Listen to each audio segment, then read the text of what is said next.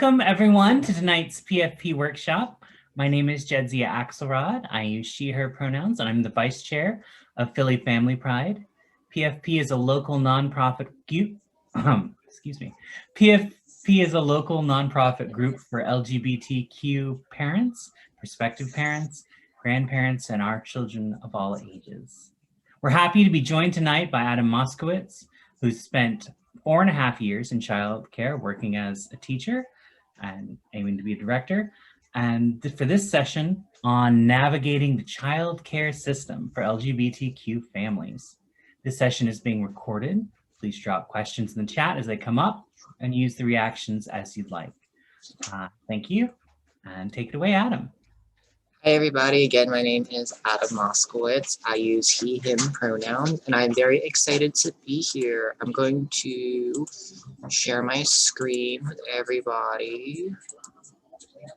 Let's see that. Can everybody see my screen? Yep, now we can.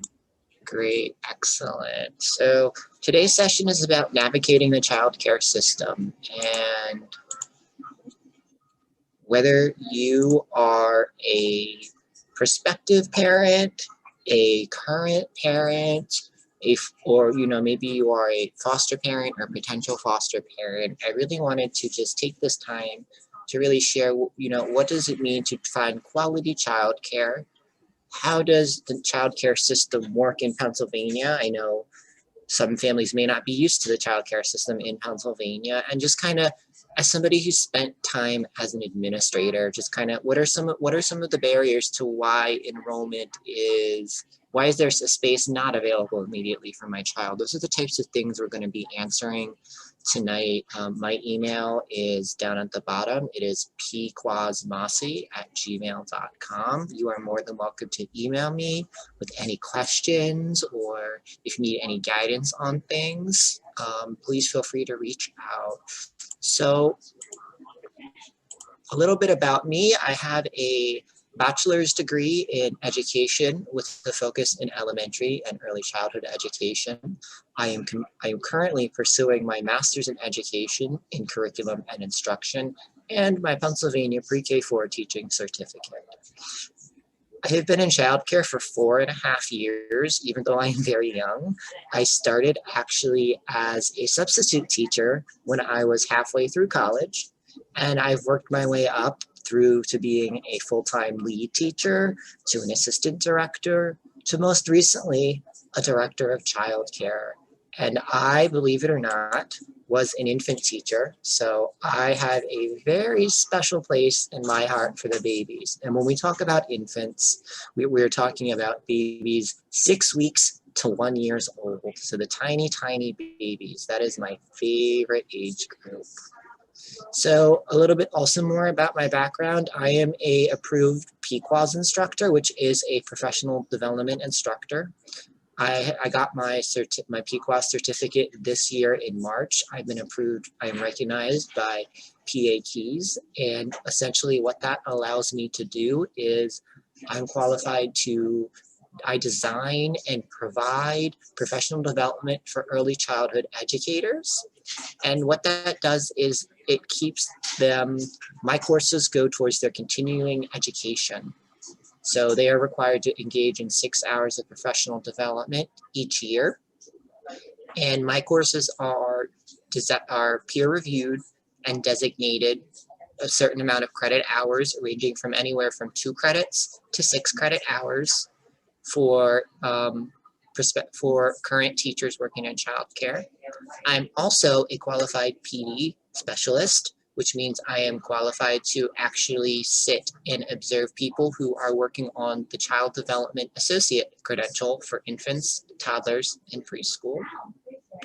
I am in the process of receiving my PA Director's credential. I completed my coursework at Penn Highlands Community College over the summer. I applied for it in September, and it takes anywhere from 60 to 90 days for them to approve it. And currently, I am an educational consultant and I teach elementary school. So that's just a lot about my professional background. And I just wanted to share this with everybody to see that I bring a lot of knowledge, not only as a teacher, but an administrator. as well. So we're going to get started, really. So I really have 3 goals for today's session. We're going to discuss how to find quality childcare facilities. I'm here to provide information of how childcare facilities operate, and I'm here to answer any other questions you might have.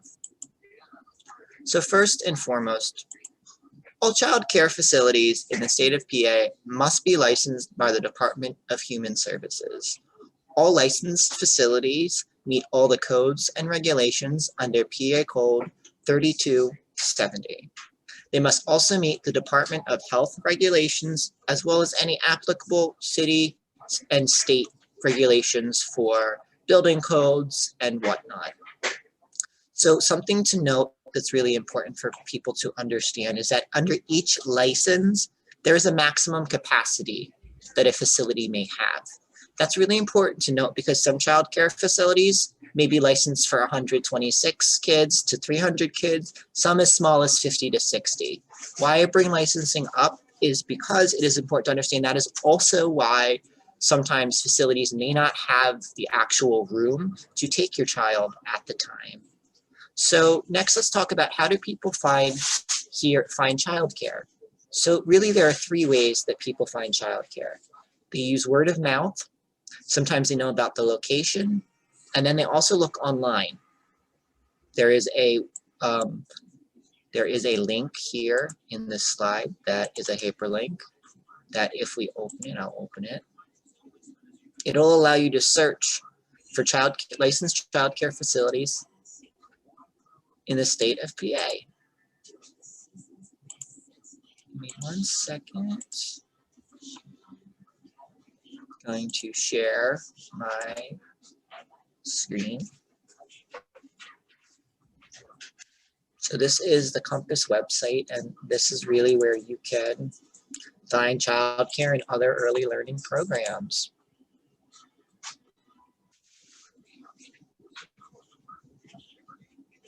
So you can look by the address, the city, or zip code, and this is for PA only.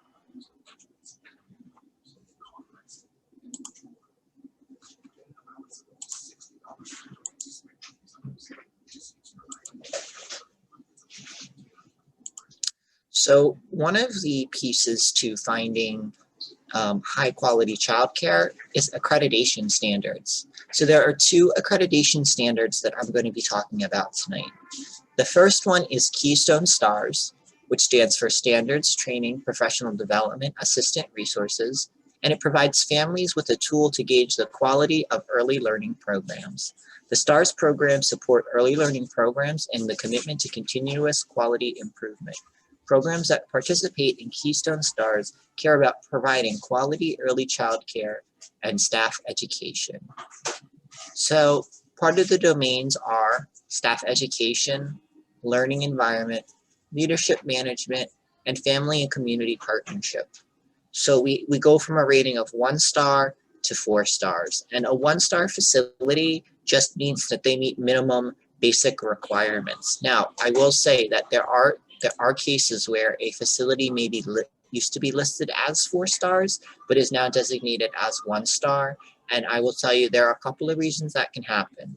One of the reasons is if ever a business entity changes ownership, it automatically loses its stars and they have to go redo the stars accreditation process. Another reason a facility can lose stars if they get a provisional license or they get several violations from the state that cause them to revoke their license or suspend their license, they will also lose stars. So those are things to just keep in mind. Are there any questions about Keystone STARS?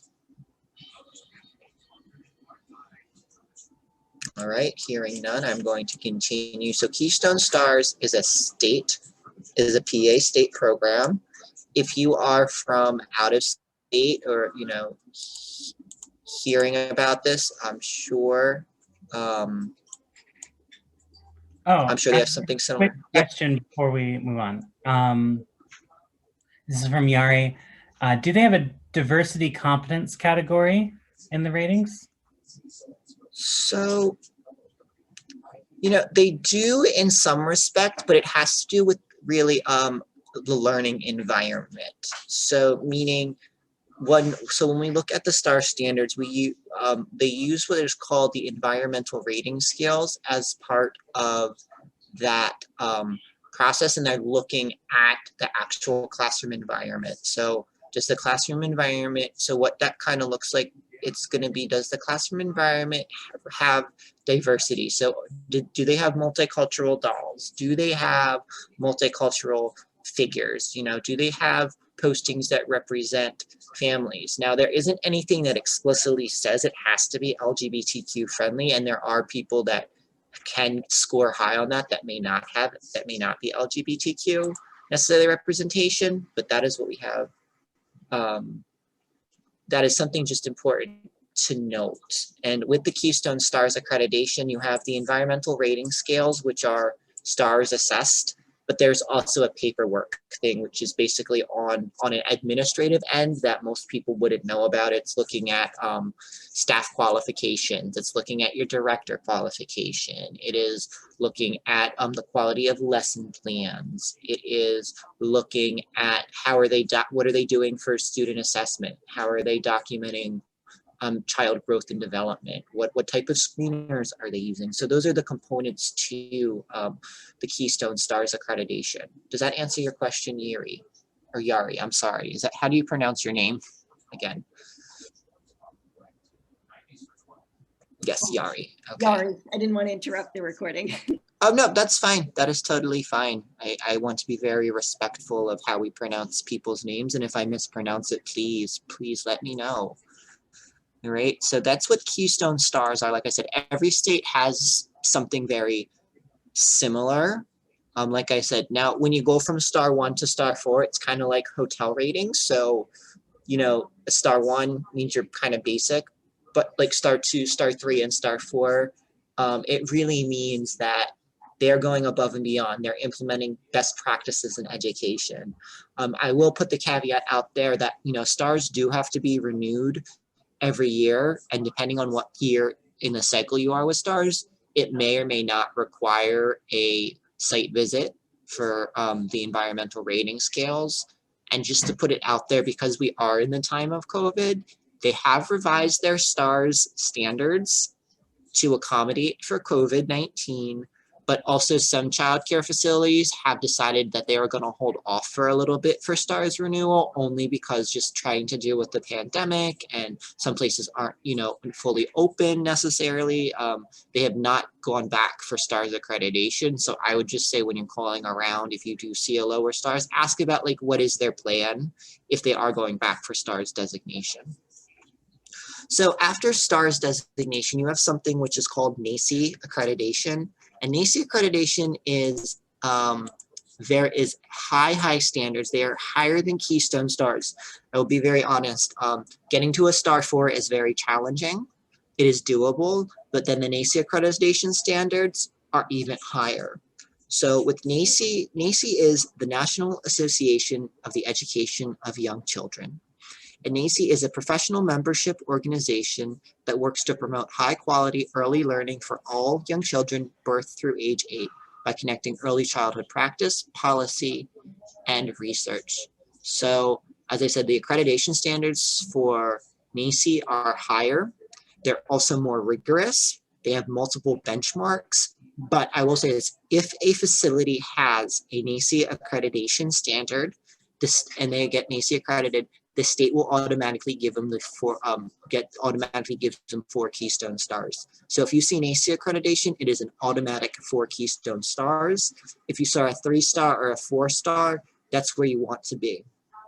And later, next slide, we're gonna talk about staffing qualifications and sometimes what makes, what the difference between like a 3-star and a 4-star facility is based on staffing qualifications. Are there any other questions on accreditation standards? Seeing none, I'm going to proceed.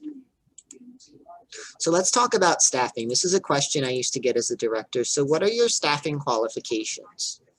So according to the state regulations, a qualified staff must have at least a minimum of a high school diploma, a CDA, which is the equivalent of 9 credits, an associate's degree, a bachelor's degree, or a master's degree, obviously. So another common question is clearances. What clearances? Like, do we just hire anybody off the street? Absolutely not. Of course, we have we have Child Protective Service laws. We have PA 3270 that dictates what clearances somebody working in a child care facility must have. So they are good for 5 years from the date that they are issued. So they must have their FBI clearances, their PA state background. They must have their child abuse clearance. They have to have the NSOR, which is the National Sex Offender Registry, and they must complete mandated reporter training. Childcare staff are considered mandated reporting because they do have direct contact with children. And then they have, anybody working in childcare must have 2 years experience working with children.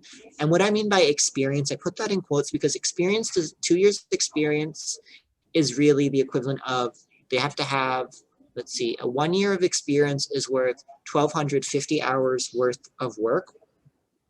So if you double that, 1,200, so you have to have 2,500 hours of experience with working with children. Now, that 2,500 hours does not all have to be working in a licensed childcare facility. It could be a staff member who's maybe in college has worked in summer camps, somebody who has done private nannying, somebody who has done part-time care in working childcare. So that's what brings up 2 years worth of experience. And like I said, that experience piece is calculated by hours, not necessarily by calendar years. So a director requirement. To be a director, you must have a minimum of an associate's degree with a certain amount of years of experience. So why do I say a certain amount of years of experience? It is because according to the state regulation, depending on what the associate's degree is in, dictates how many years of childcare experience one must have. So it can't just be an associate's in anything to be a director. It has to be in early childhood education, elementary education, special education, psychology, human services, or any other related field. So there are some people that are qualified as directors that may not have a bachelor's degree in an education field, but because between a bachelor's degree in their undergrad, like public health, they had a lot of psychology credits, for example, and human development credits, they do qualify to be a director. So just keep that in mind as well. And then really, what is a director supposed to do? So director is supposed to make sure that the center is compliant under 3270. They ensure the financial and daily operations of a center. Any questions on staffing?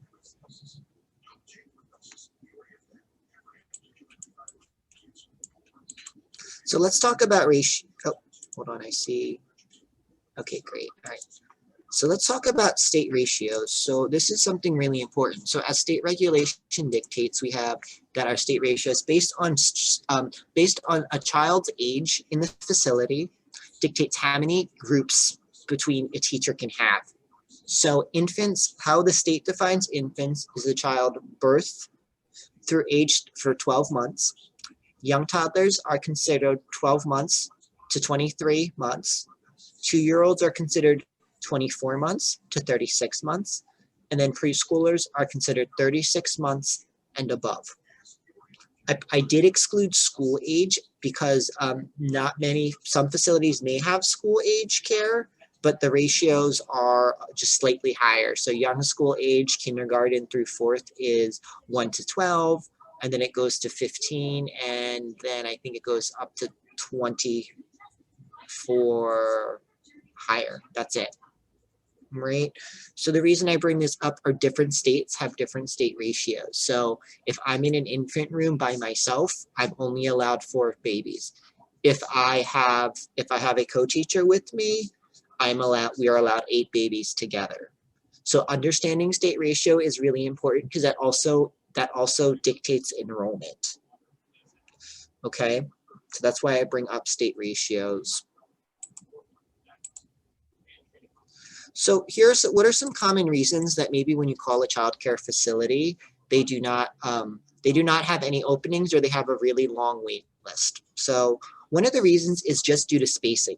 Again, we talked earlier in this presentation about licensing, but also just some places only have one room of each age group. So my last center only had one baby room, one young toddler room, one older toddler room, and they had a couple of preschool rooms. So thinking about state ratio, the infant room with 2 teachers could have 8 babies. The toddler room with 2 teachers, the young toddler room could have 10 children with 2 teachers. The older toddler room could have up to 12. And then the preschool rooms could have up to 20 with 2 teachers. So that's one of the reasons that spacing could actually be limited. Another reason is staffing, and this is an issue I think across the board in childcare, is we don't have enough staff to maintain ratio. So sometimes what happens, like at my last center, I had 6 kids enrolled in my older toddler room. We didn't have another teacher for that older toddler room to allow us to take more children. So the minute that a place goes over ratio, you have to have that second teacher. So for example, if I had 5 babies for the day, by state law, I had to have another adult in the room with me, or we could get cited. And the other reason too, sometimes there may not be openings, are current enrollment. So obviously, once you get in the facility, you are guaranteed a spot, meaning you are guaranteed an infant spot. If you get in as an infant, you get a younger toddler, an older toddler, and so on until you either voluntarily withdraw or you would graduate from the program.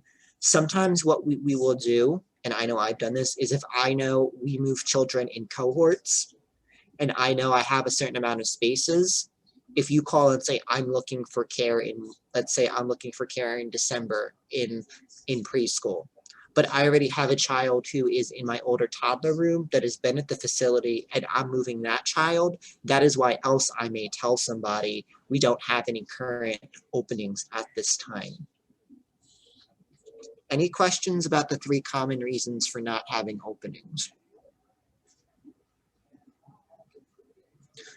I can also say too, sometimes like infant care is really hot and a lot of people want infant care. So I have some people get on the wait list for almost a year. And as a director, I always made sure I was going through my wait list and contacting families and just asking them, hey, are you still interested in care? And we will a little bit later talk about some of the things that are going on because of COVID-19.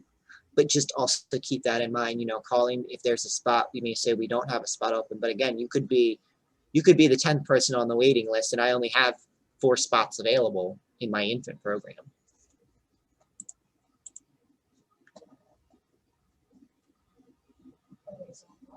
So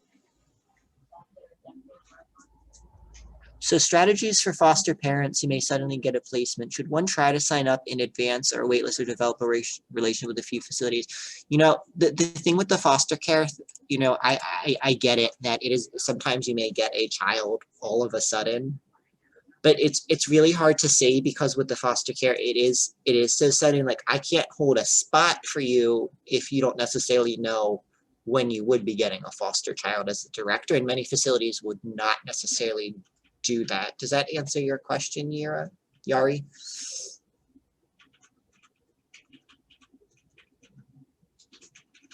Like I said, and that's for any type of families. And I know, like when I was the director, some people were looking for infant care, but they weren't even pregnant, and they're looking for like possibly 2 years down the road. So obviously we're not going to hold a spot for a possibility of a child. A lot of things can happen, but I mean, definitely, I'd say it doesn't hurt to just call around to facilities and see, if they offer, like how big their facility is. If they have 2 toddler rooms and you think, you may be a foster parent, I might be getting a toddler at any point, the probability is maybe higher, a spot may open up.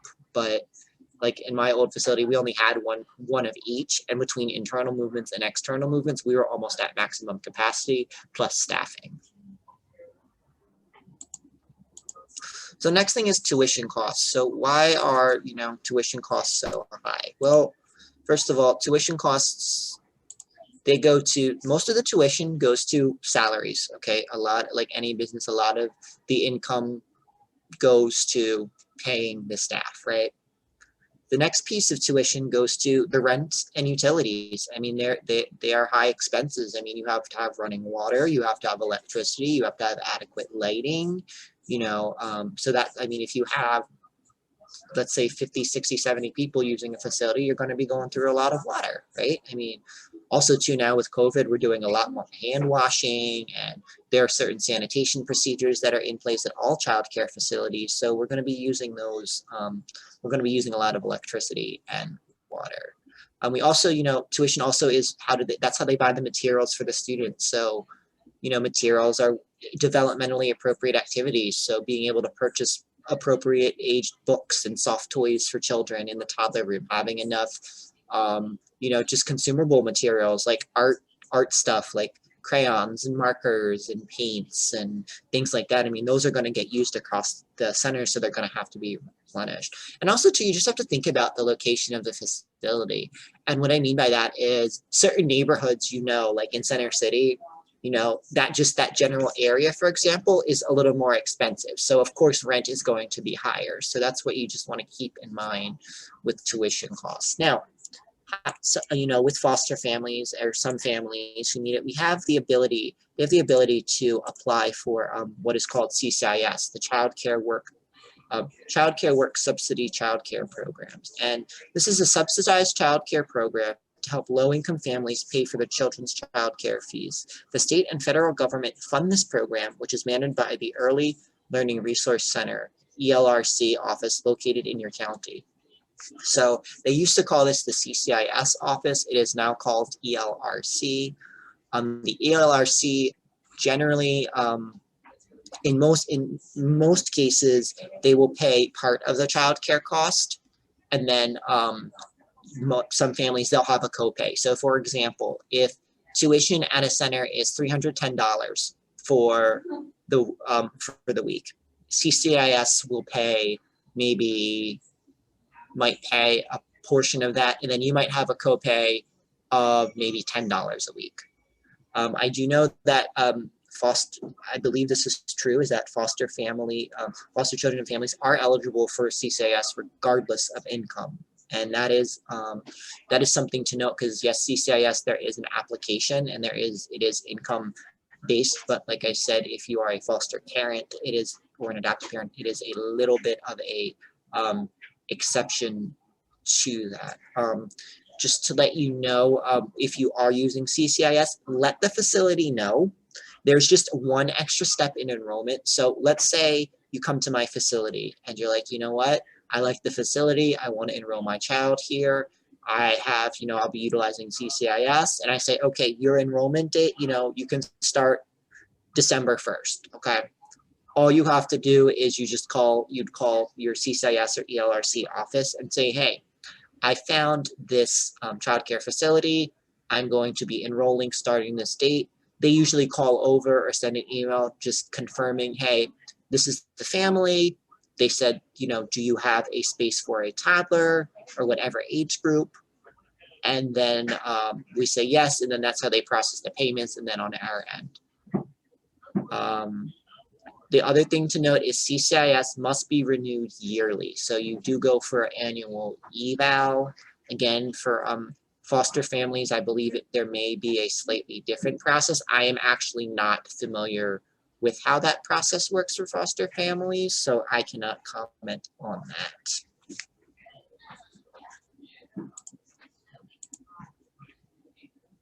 Of course, absolutely. So enrollment paperwork. Of course, there's always paperwork no matter where you go somewhere, right? There's always a mountain of paperwork. So I just wanted to talk about the enrollment paperwork. So once you've chosen a childcare facility, you are ready to enroll. So obviously there's a lot of paperwork. These are state requirements, some of the paperwork, but facilities may have additional papers that, additional forms they need you to sign. At minimum though, oopsies, I spelled emergency wrong. That's okay. But at minimum, you must fill out an emergency contact, a fee agreement, and a pickup authorization. And you must have a child health report And there is a state form that must be filled out by the child's pediatrician. The emergency contact, the fee agreement, and pickup authorization must be complete on or prior to the child's first day in the facility. I cannot let a child in if I do not have your contact information. The child health report, you actually do have a 45-day window, a 30 to 45-day window to get that in, but it must be on the state form. And the reason that is there are certain questions that have to be answered. So for example, you have to have your child immunized as part of being in childcare, and we have to make sure that your child is free from communicable diseases and can actually be in a licensed childcare facility. Now, talking about immunizations, what do you do if if your child is exempt? Well, you still need to have that form filled out by either a doctor, a PA, or a certified nurse practitioner. They have to sign and date the form and put their license number on it.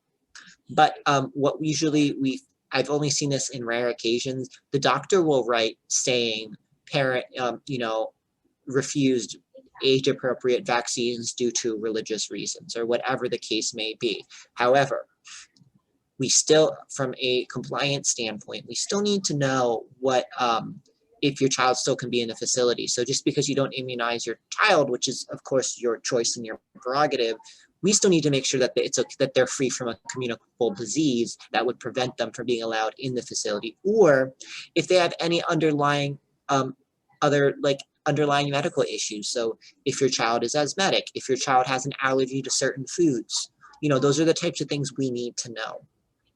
And then usually what they'll have you do is it's called like a child inventory or a social resume. And basically that's just kind of the facility asking you to fill out, hey, information about your child. This is really important, especially if you have infants, like what is their feeding schedule? What is their sleeping schedule? That's really where that comes into play. The other thing too is, thinking about, geared towards being LGBTQ, you want to make, as you're looking at some of these forms, you want to see that they're being a little more inclusive. So it's not just, father is, parent one and mother is parent two. I made sure at my facility we would say parent/guardian one or parent/guardian two, and that that may encapsulate same-sex couples or trans couples or people that may not or sometimes it may be for some foster parents might be the cousin or it's the aunt or the grandparent. We know that all kids live in in these times come from different types of families, so a daycare facility really just wants to be mindful of that. And I made sure that we had inclusive, just that inclusive language. The emergency contact and the fee agreement and pickup authorization have to be renewed every 6 months.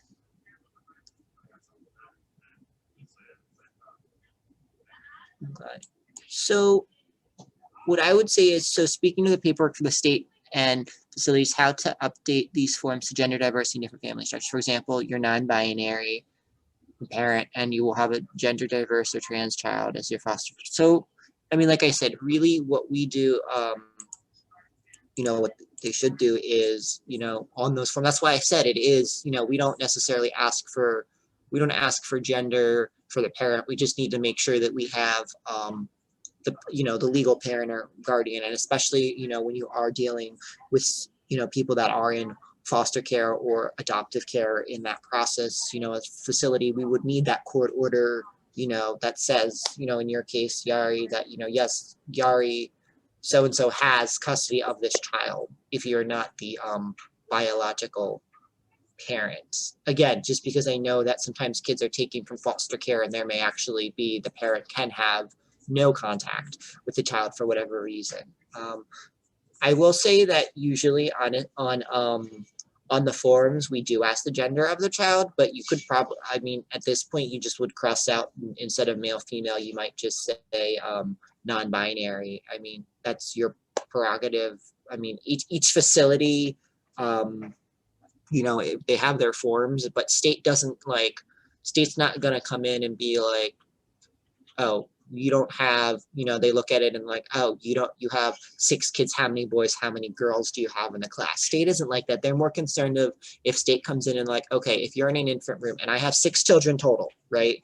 Boys or girls, whatever, or, older kids, like you said, that are non-binary. Are you in state ratio? And do teachers know their primary group? That is what the focus is going to be. Of course, we do have gender male and female. And honestly, that is really just more so for like the teachers and us to know, like, like when I tell a teacher we're getting a new infant in the room, they'll ask, oh, is it a boy or a girl? And again, obviously the parents will tell you if it's a boy or a girl, but also too, like, sometimes I don't like to assume with the spellings of names or the names that it's going to just be a boy or that's a girl name. It might be, there are some names that I've seen both genders. So it's, those are the things. I mean, I personally, Yari, in 4.5 years, I have never seen a form where the child's gender was ever an issue or questioned. But again, I'm not saying that couldn't happen, and I totally respect that you want a gender diverse child.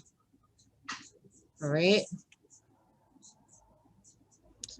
Like I said, just going off of my personal experience in 4.5 years, like I said, it's definitely possible, but I personally have not experienced it. So let's talk about what's going on in the time of COVID. Oh boy, COVID-19. It is for childcare facilities and parents and families, it has been really tough. So one thing childcare facilities are doing is they are limiting the amount of people in the center. So what does that mean? So parents, you have to drop your child off usually with a staff member, and that person will escort them in and out of their classroom. So pick up and drop off. Prior to COVID, it was very easy. Parents could come into the facility, they could go to their classroom, they could pick their child up, drop them off. Unfortunately, now a lot of childcare facilities are shying away from it. And again, it's really for the safety of everyone. They are doing temperature checks of all children and staff, and then doing a COVID screening tool. It may be a piece of paper, it may be a checklist. It just really depends on what the facility has adopted. We're not mixing classes, so like we're not passing kids really. We're not we're not putting preschool and older toddlers together. We're not mixing preschools. We're really trying to keep them in their own kind of classrooms. Of course, that if there is a potential exposure or a case of COVID in the facility, which unfortunately may happen, whether it's on the student end or the teacher end, they will notify you as the family that they may have to close the center, or they may have to close the room, or in some rare cases they may not have to close it all, depending on the situation. State does require that there is a COVID response plan, and it is made publicly available. So as you go through kind of shopping for childcare facilities, which I know all families do, don't get me wrong. I know when parents call me and they're shopping around, and I get it, because I may not have a spot at my center, but the other center you call may have a spot, and you may need that immediate spot. And I get it, especially in cases of adoption and foster care, or, things fell through. I get it. But part of that, though, you can ask, like, what is your COVID protocol and safety plan? As always, facilities, I should say, are under the guidance of the health department, and things always can change, and things are always by a case-by-case basis. One case of COVID in one center may look different than a case of COVID in another center. It's very different if a child gets it, if it's the sibling, so there are lots of moving pieces. So I just say with childcare, it's always a case-by-case basis. And then all facilities should have like a family handbook.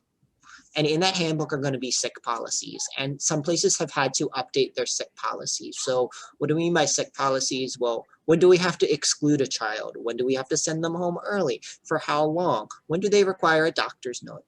Those types of things. Most of it is going to be in guidance with COVID restrictions. Some places may have other facilities. But as you're shopping around and as you're a prospective parent, you can ask for, what is your COVID protocol? Can I see a copy of the family handbook? Those are public knowledge. They're made public knowledge. You are more than welcome to ask for those. So another thing I really want to talk about briefly, of course, is what are the special considerations for LGBTQ families? So again, I talked about asking for a copy of the handbook and their non-discrimination policy. Part of having a childcare license, they have to actually have a non-discrimination policy. You should ask for that as you're looking around. They are required to have that. I would say try to get a tour scheduled and get a vibe of how you feel about the place and the people. What we had to do at my facility was we only scheduled tours after 5:30 once we closed. So there was no one else in the center except like the director or the owner doing the tour with the prospective family. So that was just another safety protocol. So I know some people are like, oh, I'd really like to see the interaction of staff and, see how the kids are. And again, unfortunately, just because of COVID, we can't do that. But there are, again, ways for you to just see the facility, talk to the owner or the director or the designee, and you might meet a teacher or something. It just depends, and just see how you feel. I mean, I've had some people that have been very, from the get-go, or they bring their spouse or their partner, and they bring them to the tour, and that can also, even if you don't say, that don't tell them necessarily, oh, I'm married to a woman, or I'm married to a man, or I'm in a same-sex relationship and this is our child, and they just kind of show up, like, see how they react, and that may also give you just a clue on how inclusive they really are. You might even ask if there are any other families or staff who are part of the LGBTQ community. So I know my facility, they had 2 facilities, and we only had one LGBTQ family at one center, but one LGBTQ family at another center, and we had a couple of staff, including myself, that were part of the LGBTQ community. Again, I just do want to reiterate, kind of to sum this up, is, most places may not have these families, and it's not because they're discriminatory against LGBTQ families, but again, it's really just due to the current enrollment and licensing capacity. Like I said, I had wait lists out the wazoo. I was getting calls about things, and I had to tell parents, I'm sorry, I don't have any space for that time. I don't know when I may have space. So I just, again, I just want to put that out there, that it's not just, it's not that me as a director, you're calling and you might say, oh, me and my wife, for example, are looking for care. And I say, no, it's not that I'm discriminating against you because you are LGBTQ. It is because I'm sorry, I cannot legally take your child. And as always, childcare is like any business. It's kind of a first come, first serve. And that's why wait lists can be long. I mean, I can tell you though, as a director, I was very transparent with all the families when they called and asked about, and I said, the reason I don't have any space now is I am at max capacity. I do not have any internal movements. I'm in the process of hiring a teacher. I have an extensive wait list for my infant room. I was very transparent with them about that. And I mean, if you feel that, a director or whoever at a facility is being very transparent and those are the reasons why, then, I don't want you to think that it's because places are not LGBTQ family. Again, like, I'll be honest, my center, it really served the neighborhood. A lot of the families literally lived within walking distance. And again, just that's the type of clientele that we have. Of course, things could change, but depending on what neighborhood you're in and where your childcare facility is, you may not have many LGBTQ families just in the community with kids yet. And that is definitely another reason why there may not be many LGBTQ families at the childcare facility. Of course, like I said, we don't want to, as an educator and as a director, I never want to be discriminatory against anyone because of their lifestyle choices, their race, their sexual orientation, their gender, so those are the things. Are there any other questions? I'm going to open up the floor to questions for anyone they may have. We are recording this, but you can take yourself off of mute, and I'm just happy to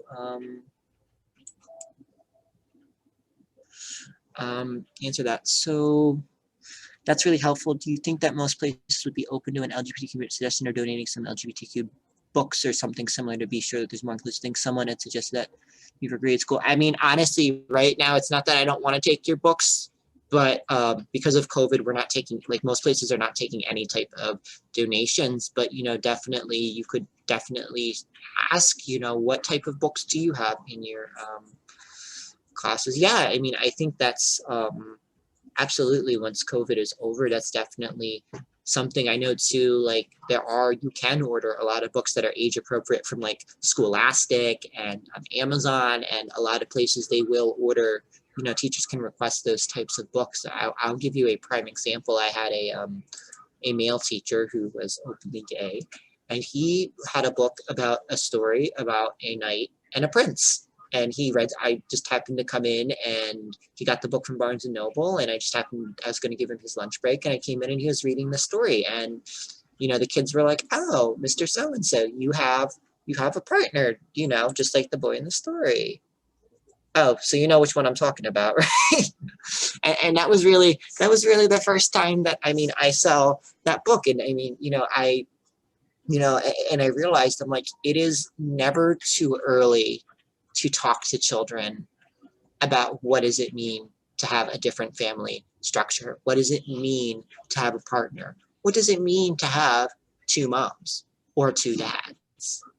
You know, and what I liked about the book, it didn't get into, you know, it obviously was about, you know, finding love, and, you know, the prince and the knight, you know, married each other at the end, but it didn't get, a friend just introduced me to the micro press swimming over here.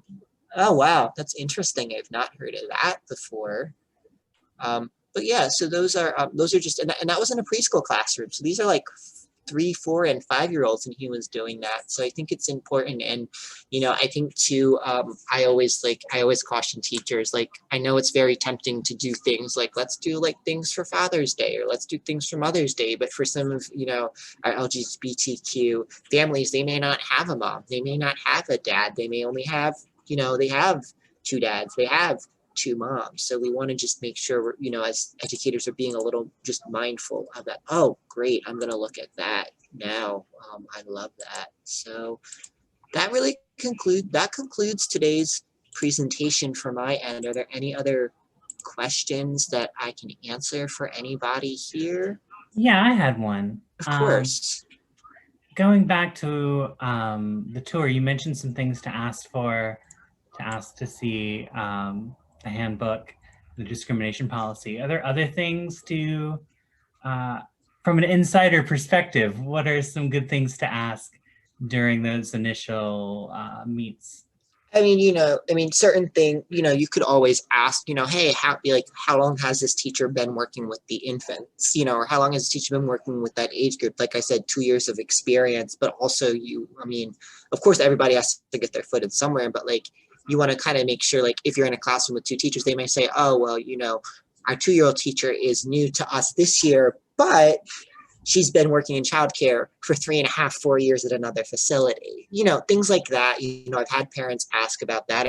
Like I said, I've had parents ask about, you know, education levels. And, well, I can't necessarily tell you, like, obviously for legal reasons, like which teacher has what degree. I can say, oh, well, you know, our teachers do have anywhere, you know, do meet the standards of a high school diploma or higher. Like, I can tell you that general information. You could ask, you know, just staff qualifications, you know, like how many staff have associate's degrees or have CDAs. Like, that's definitely something you could ask for. And as a director, like I said, I'm not pointing out which staff has it, but I could say, you know what, oh, well, 3 of my staff have CDAs and 4 of them have associate's degrees. You know, those are the types of things too. I mean, obviously, you know, I've met some really, really good teachers that do not have CDAs and only have high school diplomas, and they're wonderful.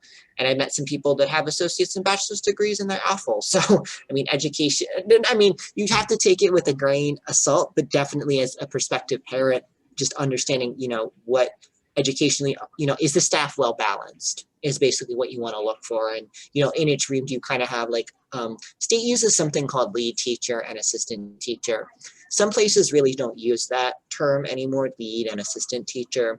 And honestly, all that really means from a director standpoint, at least for me, is it really just comes down to like a compliance standpoint. Well, I have at least one teacher with an associate's degree or higher. So if I leave the building, I leave that person in charge, and I have enough group supervisors, lead teachers, if I'm out. That's all that means. honestly? That's a really good question. Like I said, the handbook's public knowledge, the discrimination policy is going to be public knowledge, the COVID protocol is going to be public knowledge. And, you know, as you're looking for things, whether you're calling or you're emailing them, I've had no problem sending over a copy of the handbook and just kind of outlining the policies and the philosophy and all of that stuff. And parents, like, they want, you know, why wouldn't I want to share that with you if you're interested? Like, if I don't want to give it to you, I feel like as a parent, that's like, what are you hiding, you know? Any other questions?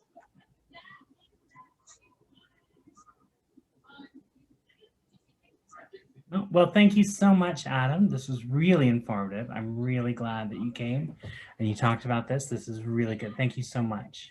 You're welcome. And as always, if you guys have any questions, you can reach out to me. And I'd love to come back and do more of this if people are interested. So.